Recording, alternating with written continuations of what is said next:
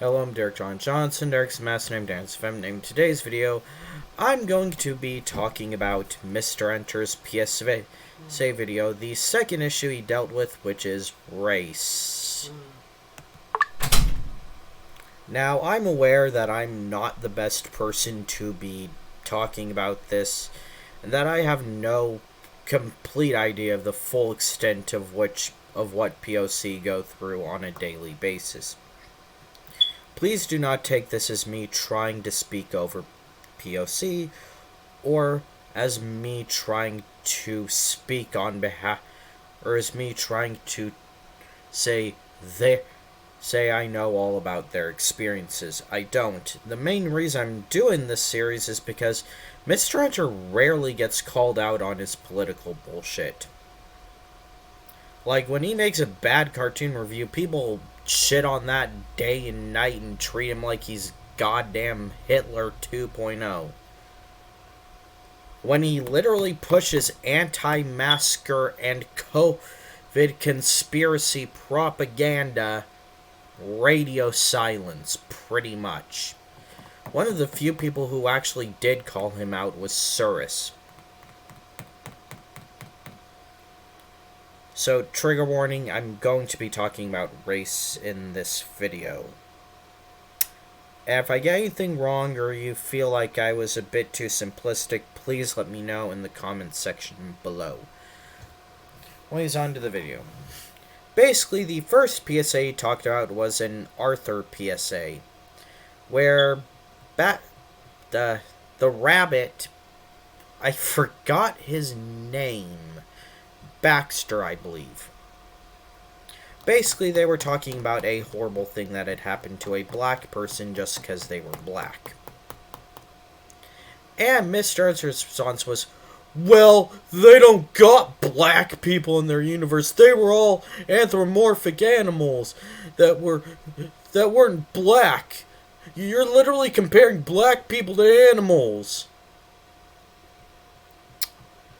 They really aren't, though, and again, they could have been talking about a black bunny.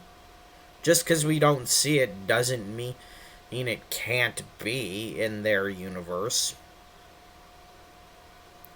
Plus, again, it was a way of, telling kids, oh, hey, that kid at your school, that kid that's black, they might be going through something difficult. Well, that you don't have to. It was just a cute way of telling kids about racism. Like, not everything needs to be taken so literally, man. To be fair to him, he doesn't have all shit takes. He does acknowledge that George Floyd's death was a tragedy, though I'm not really crazy about him saying, well, knowing the type of person George Floyd was. Yeah. According to George Floyd's friends and family, he also was trying to get his life back on the right track, and I think they know him a little bit better than strangers on the interwebs. And he does admit that, black schools are systemically underfunded, which is an issue. Definitely. Nah. Oh, for the next one, he's basically talking about how kids don't need to learn about racism from Barbie. I just don't think that's the best way to tell them. Why? It's a character kids like. It can easily explain the issue. Yeah, Barbie's not particularly deep or anything, but, it still can make for a decent little PSA. Okay, here his main crux is that, well, you're talking about what happened to a fictional character that doesn't exist, therefore implying that racism doesn't exist, or something like that. A, they weren't implying that. B, yes, it's a fictional character, but again, yes, what that character is going through is fictional, but again, it can be representative of what real people are actually going through, and people can more easily accept new ideas and things through fiction. Especially young children. Like, let's say if I wanted to make a PSA about the transphobic bullying many trans children receive. basically, if I were to make the video, if I were to make up a trans character but base their experiences on my own, or a friend of mine who is trans, that would still be teaching about real issues, just in a more easily digestible way, for the populace. That's all it was.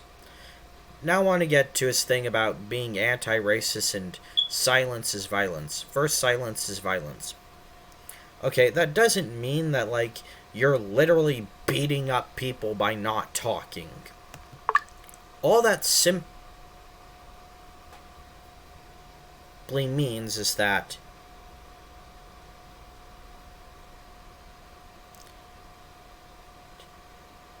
let's use a metaphor here. Let's say you knew let's say you knew Ted Bundy and knew he was a serial killer. Well, by not talking to police or not telling people about it, you are enabling him to commit more murders. Thus, your silence is resulting in violence. It's pretty much the same thing here. Black people go through a lot of issues. They are discriminated against by the justice system. The police tend to have a real hate boner for them. They are often seen as more violent or unstable.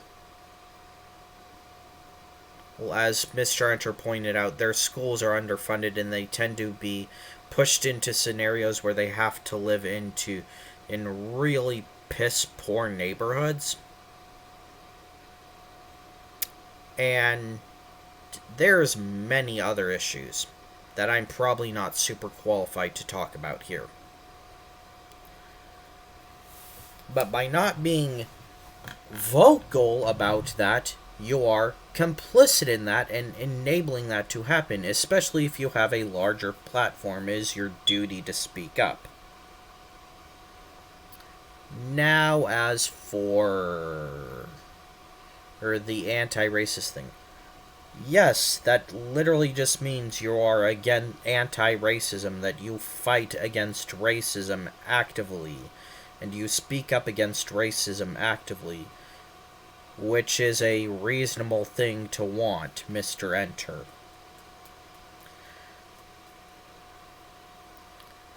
And look, to be fair to him, the vibe I get isn't really malicious. I think he's just more ignorant towards these issues.